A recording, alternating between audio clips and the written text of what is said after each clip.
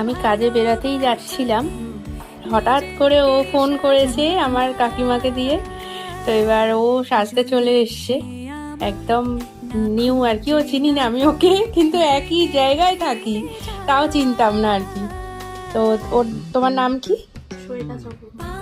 আচ্ছা, তো চলো, কিরকম মেকআপ চাইছো একটু বলো। একদম হালকা, আচ্ছা, পার্টি মেকআপ, হুম, হালকা সাজে আর কি।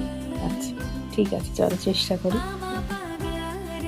কেমন লাগলো একটু বলো। আমার খুব ভালো লেগেছে, আমি যেরকম মেকআপ চেয়েছিলাম হালকার উপর সেরকম হয়েছে, আমার আচ্ছা, লুকটা খুব পছন্দ হয়েছে। Thank you.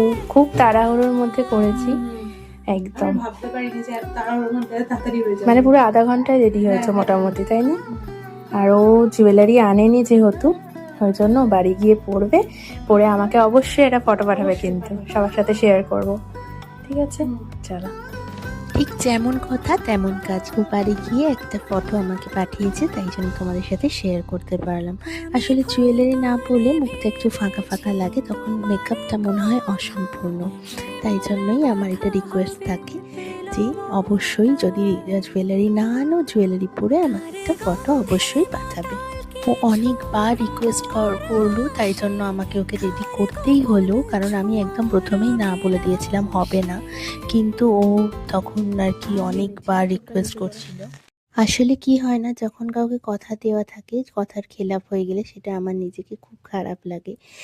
তো তাই জন্য এক্স্যাক্ট টাইমেই যাওয়ার চেষ্টা করি। এখন সঞ্চিতাকে সাজাতে এসছি, আর ও একটা মিষ্টি মেয়ে, আর ও খুব অ্যাডজাস্টেবল, সত্যি কথাই।